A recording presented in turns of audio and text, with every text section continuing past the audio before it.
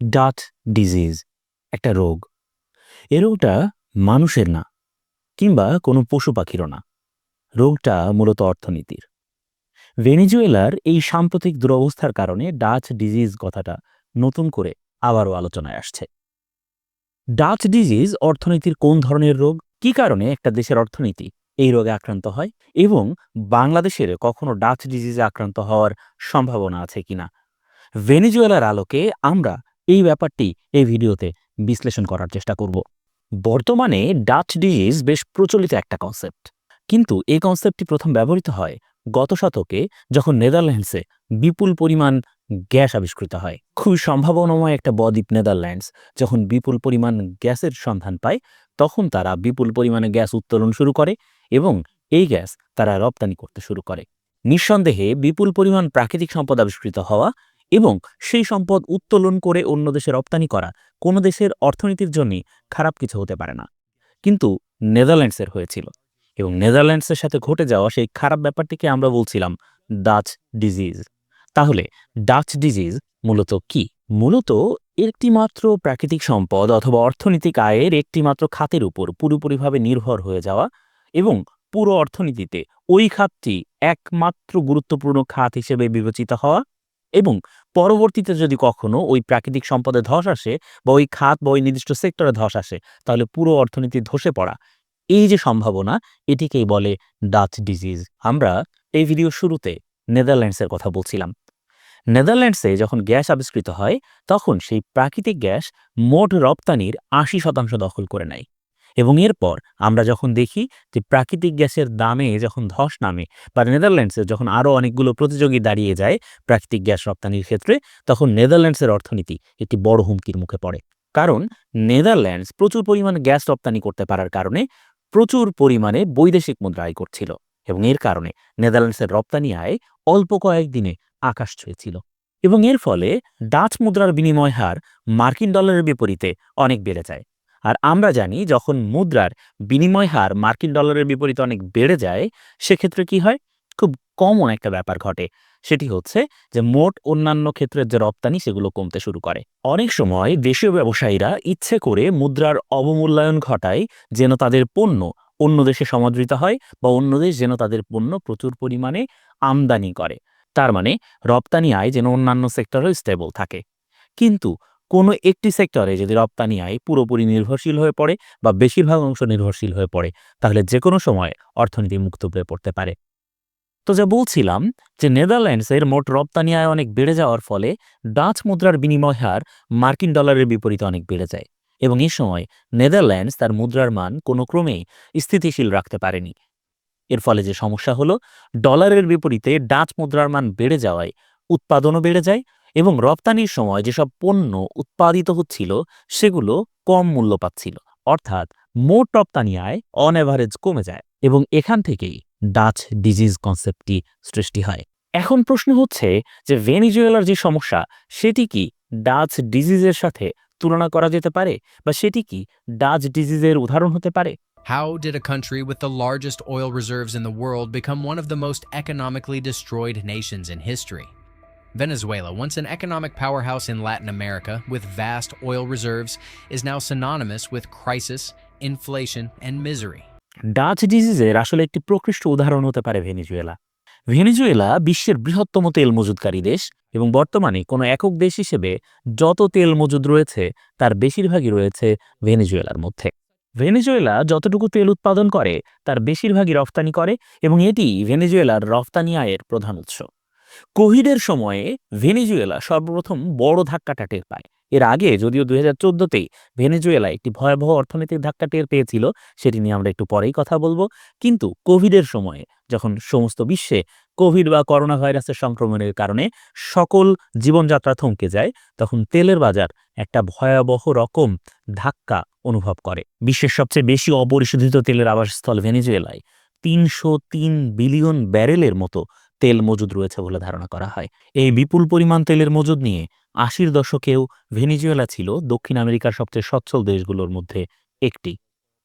কিন্তু এই দেশটিরও আর্থিক সমস্যা শুরু হয় বিশ্ববাজারে তেলের মূল্য হ্রাস দিয়ে। ২০১৪ সালে বিশ্ববাজারে তেলের দরপতন শুরু হয়। ২০০৪ থেকে ১৩ সাল পর্যন্ত ভেনেজুয়েলা ছিল বিশ্বে সবচেয়ে বেশি রাজস্ব আহরণ করা দেশগুলোর একটি। যখন তেলের মূল্য বিশ্ববাজারে অনেক বেশি ছিল, তখন সম্ভবত ভেনেজুয়েলা মনে করেছিল যে তেলের মূল্য সবসময় এরকম বেশিই থাকবে। এটাই যেন তখন হয়ে দাঁড়িয়েছিল একটা স্বাভাবিক বিষয়। অধিকাংশ দেশই তেলের বেশি মূল্যের সুবিধাকে কাজে লাগিয়েছিল এবং তারা অতিরিক্ত আয় রিজার্ভ হিসেবে রেখে দিয়েছিল। কিন্তু ভেনেজুয়েলা কখনোই রিজার্ভের দিকে কোনো নজর দেয়নি। তেলের মূল্য কমতে শুরু করার আগে কখনো তারা ব্যয় সংকোচন অথবা তাদের যে আয় হচ্ছে সে আয়টিকে অন্য কোনো খাতে নতুন করে বিনিয়োগ কিংবা ব্যবহারের কথা তারা চিন্তাই করেনি। যার কারণে ভেনেজুয়েলার অবকাঠামোগত উন্নয়ন কিংবা বিনিয়োগ একেবারেই মুখ থুবড়ে পড়েছিল। এমনকি ভেনেজুয়েলা তাদের বৈদেশিক মুদ্রার রিজার্ভের দিকেও কোনো নজর দেয়নি এবং দেশটির অতিরিক্ত ব্যয়ের সমস্যা বহু পুরনো। সাধারণত দেখা যায় যে যদি উৎপাদনশীলতা বৃদ্ধি পায় তাহলে চাকরির সুযোগ তৈরি হয়, কিন্তু প্রাকৃতিক সম্পদের ক্ষেত্রে চাকরির সুযোগ তৈরি হওয়ার সম্ভাবনা থাকে খুবই কম এবং প্রাকৃতিক সম্পদ উত্তোলিত হতেও দরকার হয় প্রচুর পরিমাণে বিনিয়োগের।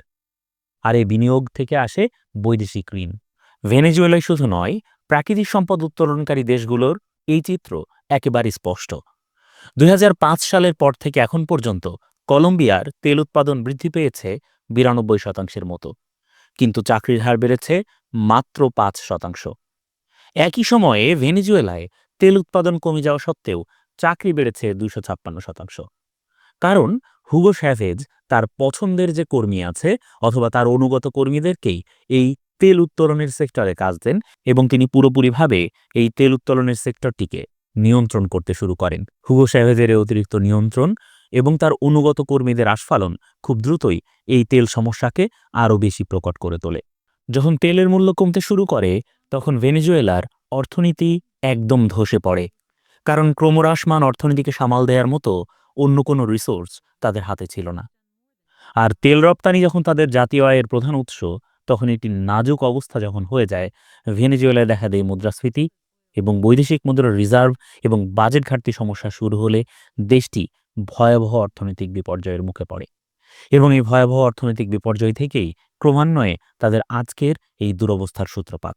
এখন আমরা জানব যে বাংলাদেশের আসলে ডাচ ডিজিজে আক্রান্ত হওয়ার সম্ভাবনা কতটুকু, বা বাংলাদেশ আদৌ ডাচ ডিজিজে আক্রান্ত হতে পারে কিনা। বাংলাদেশ প্রাকৃতিকভাবেই প্রাকৃতিক সম্পদে বেশ ঐশ্বর্যশালী। বাংলাদেশে রয়েছে প্রচুর পরিমাণে গ্যাস এবং একই সাথে প্রচুর পরিমাণে কয়লা। কিন্তু বাংলাদেশ প্রাকৃতিক সম্পদের চেয়ে বেশি নির্ভরশীল যে বিষয়টির উপর, সেটি হচ্ছে আমাদের গার্মেন্টস খাত। আমাদের গার্মেন্টস খাতের উপর আমাদের মোট অর্থনীতির ৬৫%-এরও বেশি নির্ভরশীল। যদি কোনো কারণে, সেটি হতে পারে রাজনৈতিক অস্থিতিশীলতা অথবা ভূমিকম্পের মতো কোনো প্রাকৃতিক দুর্যোগ, এবং এই সব দুর্যোগ বা অস্থিতিশীলতার কারণে যদি আমাদের গার্মেন্টস সেক্টরগুলো বন্ধ হতে শুরু করে, তাহলে কিন্তু বাংলাদেশ এই ডাচ ডিজিজ ফেস করতে পারে। ২০২৬ সালে বাংলাদেশ এলডিসি বা লিস্ট ডেভেলপড কান্ট্রিজ থেকে বের হয়ে যাবে এবং তখন বাংলাদেশ পরিণত হবে মধ্যম আয়ের দেশ এবং বাংলাদেশ উন্নয়নশীল দেশের দিকে ধাবিত হবে। এলডিসি থেকে বের হওয়ার সাথে সাথে বাংলাদেশের কিছু বাণিজ্য এবং অন্যান্য সুবিধা স্বয়ংক্রিয়ভাবে বাতিল হয়ে যাবে।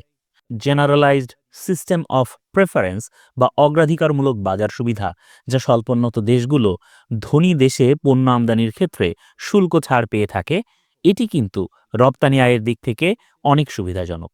কিন্তু ২০২৬ সালে আমাদের এই সুবিধাটিও বন্ধ হয়ে যাবে।